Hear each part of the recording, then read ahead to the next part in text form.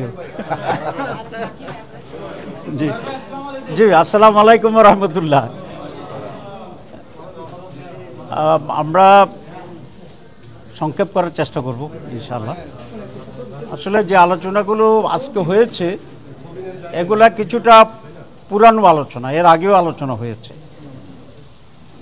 এখানে যে কম্পোজিশনটা আছে আমাদের হাউসে, সেখানে চিন্তা চেতনার নানা ডাইভার্সিফিকেশন, সেই জন্যে সকলেই মিলে শতভাগ একমত হয়ে কোনো সিদ্ধান্ত নেওয়াটা আসলে এক ধরনের প্রায় অসম্ভব টাইপের জটিলতা আছে। তো এই দিকটা কীভাবে মিনিমাইজ করা যায় একটা উপায় বের করার জন্য আমরা চেষ্টা করছি। এটা হচ্ছে একটি মৌলিক কথা। নাম্বার 2, যেটা আজকে আলোচনা হয়েছে,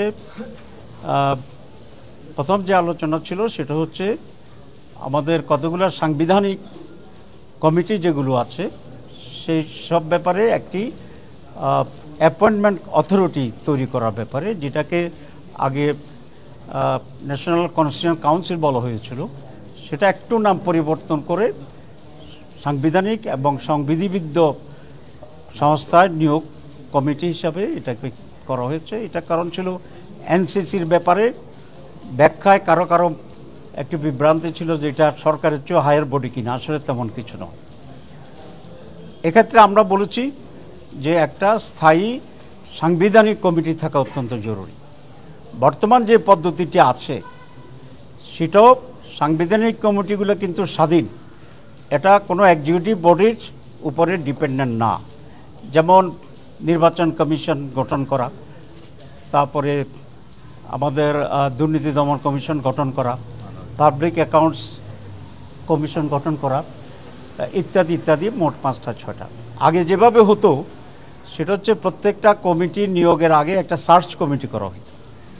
সার্চ কমিটি প্রস্তাবনা তৈরি করতো এবং সেই প্রস্তাবনার ভিত্তিতে প্রেসিডেন্ট এটাকে নিয়োগ দিত। তো এটা বলার জন্য ব্যাখ্যাটা এই যে এই সমস্ত কমিটি কখনোই প্রধানমন্ত্রীর অধীন ছিল না এবং এক্সিকিউটিভের সাথে এটা কোনো রিলেশন না, এটি ইন্ডিপেন্ডেন্টলি কাজ করেছিল। কেউ কেউ এটাকে ভুল বুঝে এটা বলতে চাচ্ছিলেন যে এরকম একটা কমিটি থাকলে প্রধানমন্ত্রীর হাত পা বেঁধে দেওয়া হবে। আসলে এর সাথে প্রধানমন্ত্রীর হাতও জড়িত নাই, পাও জড়িত নাই, তারা আগে ইন্ডিপেন্ডেন্ট ছিল। আগে ছিল প্রত্যেকটা আলাদা আলাদাভাবে সার্চ কমিটি হবে এবং বিভিন্ন সময় বিভিন্ন ব্যক্তি সার্চ কমিটির সদস্য হবে এবং এতে করে প্রধানমন্ত্রীর হস্তক্ষেপ করার সুযোগটা ছিল বেশি। আমরা অতীতেও দেখেছি সার্চ কমিটি হইতো, প্রধানমন্ত্রী থেকে একটা গোপনে লিস্ট পাঠিয়ে দেওয়া হতো। এটা রোধ করা খুব জরুরি। এই জন্য আমরা বলেছি যে একটা উচ্চ পাওয়ার বিশিষ্ট স্থায়ী কমিটি, কনস্টিটিউশন কমিটি থাকবে, যেখানে প্রধানমন্ত্রীর হস্তক্ষেপের উপরে হস্তক্ষেপ হবে, যাতে প্রধানমন্ত্রী বা অন্য কোনো এক্সিকিউটিভ হস্তক্ষেপ করতে না পারে।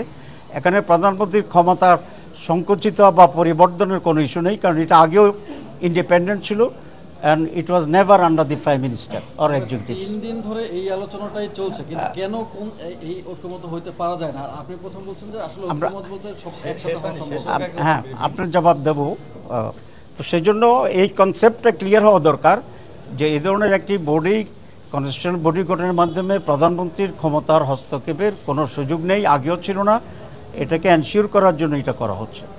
2, এটার যে কম্পোজিশন, সেই কম্পোজিশনটাও এখানে ব্যালেন্স করা আছে। যেমন প্রধানমন্ত্রী এটা মেম্বার থাকবেন, লিডার অফ দি অপোজিশন এটা মেম্বার থাকবেন, স্পিকার যদি আপার হাউস থাকে তাহলে আপার হাউস এবং লোয়ার হাউসের স্পিকার থাকবেন, প্রধান বিচারপতিকে রাখা হয়েছিল, এটা আমরা মাইনাস করেছি, একদিন বলেছিলাম। তার একজন প্রতিনিধি হিসাবে সুপ্রিম কোর্টের একজন বিচারপতি থাকবেন এবং প্রেসিডেন্টকে প্রস্তাব করা হয়েছিল অরিজিনালি, এটা আমরা নাকচ করেছি, সকলে একমত হয়েছে। প্রেসিডেন্টের পক্ষ থেকে একজন প্রতিনিধি এখানে থাকবেন। সুতরাং এখানে গভর্নমেন্টও আছে, গভর্নমেন্টের বিরোধী যারা তারাও আছে এবং আরও দেশের রেসপেক্টেবল পার্সোনালিটিজ এখানে কম্বিনেশন আছে। এটা আমরা দেশের জন্য অত্যন্ত জরুরি মনে করি।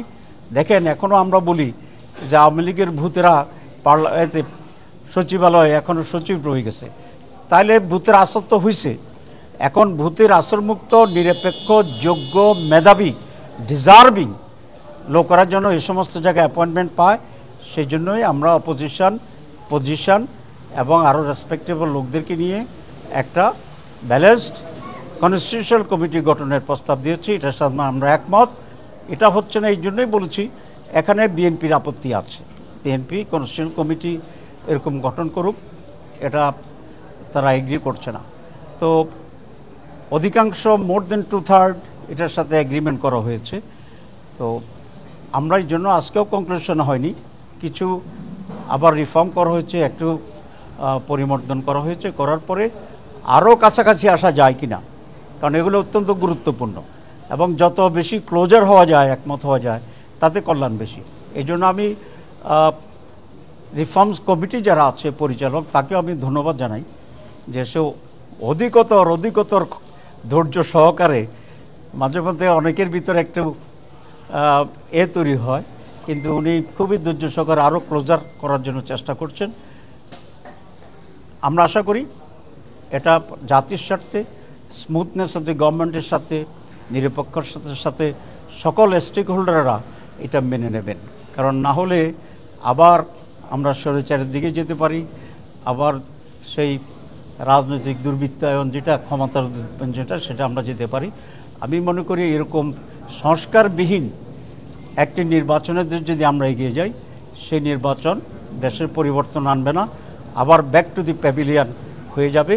এবং এরকম নির্বাচন, অনিশ্চিত নির্বাচনে দেশের মানুষ যাবে কি না সেটা মানুষকে আবার ভাবতে হবে।